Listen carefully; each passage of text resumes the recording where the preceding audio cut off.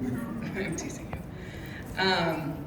So I actually met Elijah a couple, maybe 2 or 3 years ago at an info session that he and his family had come to. And as they were leaving, I was checking in and answering some questions, and I noticed that Elijah was not interested in the conversation.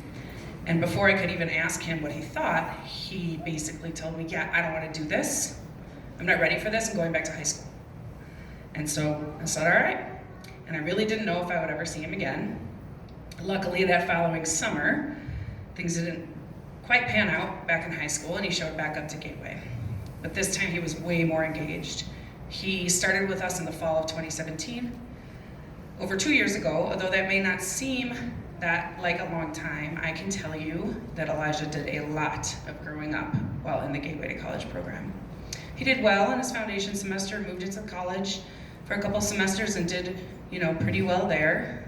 And then, as we all sometimes do, he hit a roadblock. And with about 3 to 4 weeks left last spring, he just stopped showing up.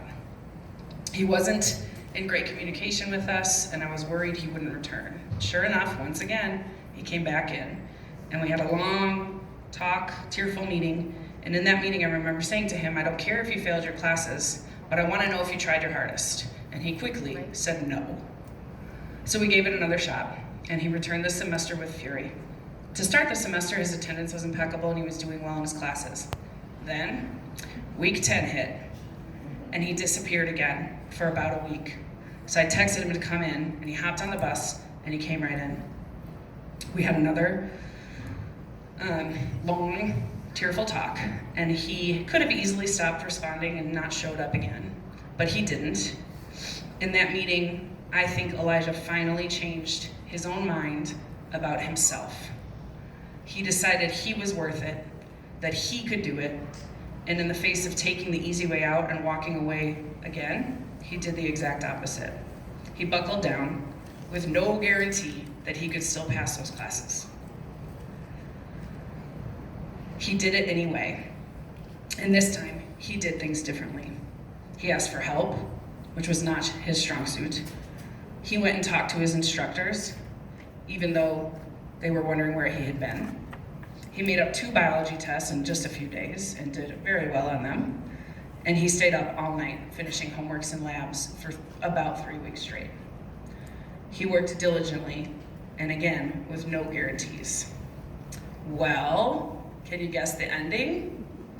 He passed, he finished, and now I know for certain he tried his best. He's leaving with all of his DevEd credits, 20 college credits, and we will miss him dearly. From Jeffco Public Schools, Elijah Schisler.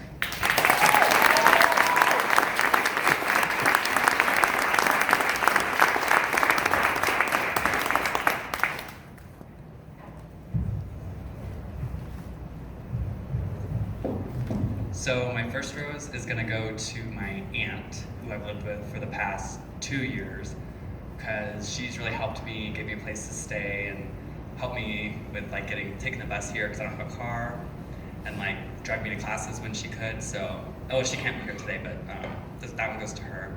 And then this one goes to the staff, because without them I also couldn't have done it.